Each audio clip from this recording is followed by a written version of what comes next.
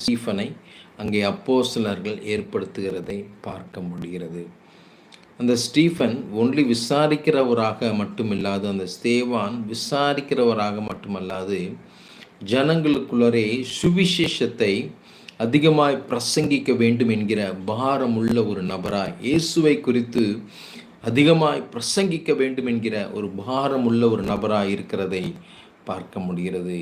அதற்காக தேவனிடத்தில் அவர் மன்றாடுகிற ஒரு ஜெப வீரனாய், ஆண்டவரே சுவிசேஷத்தை நான் மற்றவர்களுக்கு அறிவிக்க வேண்டும் என்கிற பாரத்தோடு கூட கர்த்தரிடத்தில் விண்ணப்பங்களை வைத்து, ஏன்னா சுவிசேஷம் அறிவிக்க போகிறோன்னா சாதாரண விஷயம் அல்ல. சும்மாவே இருக்க மாட்டான் பிசாசு. ஏதாவது ஒரு பிரச்சனையை, இன்னல்களை, துன்பங்களை கொண்டு வந்து கொடுத்து கொண்டே இருப்பான்.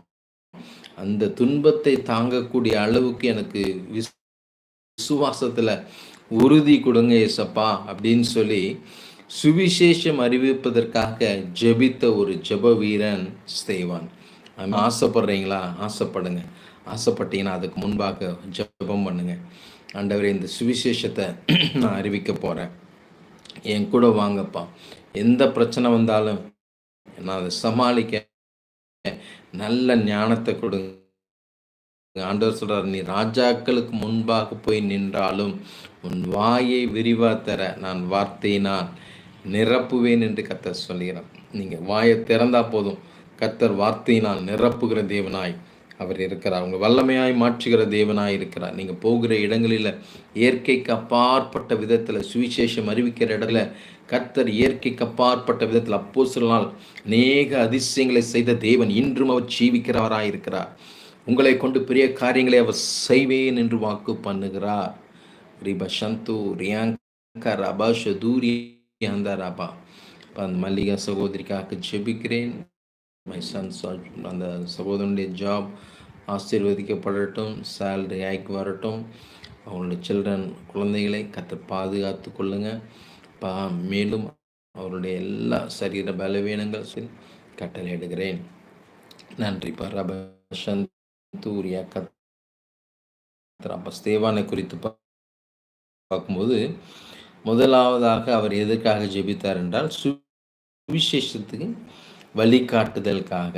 ஆண்டவர்கிட்ட கேளுங்க, ஆண்டவரே ஏசப்பா நான் சுவிசேஷத்தை சொல்லணும், எப்படி சொல்றது, யார்கிட்ட போய் சொல்றது, எனக்கு ஒண்ணுமே புரியல என்று நீங்கள் அங்கலாய்ப்போடு இதை கேட்டுக்கொண்டிருக்கிறீங்களா?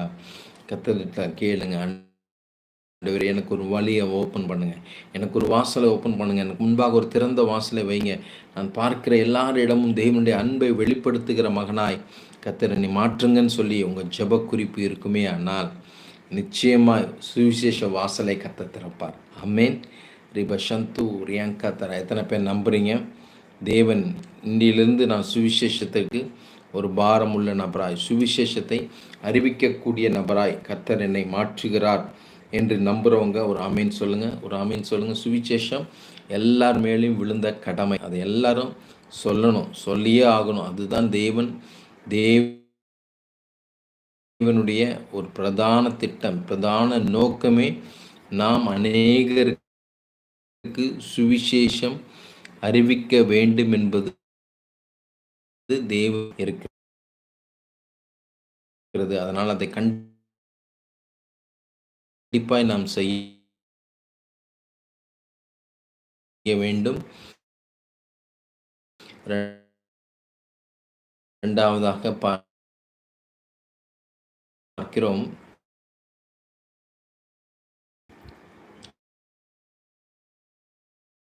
அதுக்கிடையில் ஒரு ஜெப குறிப்பு. ராஜீவ் குமார், பத்மா ராஜீவ் குமார் எங்களுக்கு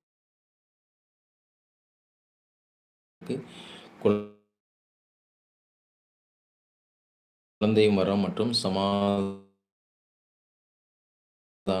மனைவி எந்த சூழ்நிலையில்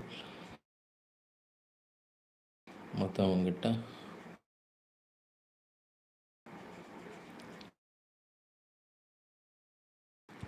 விட்டு கொடுக்காம அன்போடு தேவனுடைய பிள்ளையாய் வாழவும் தேவன்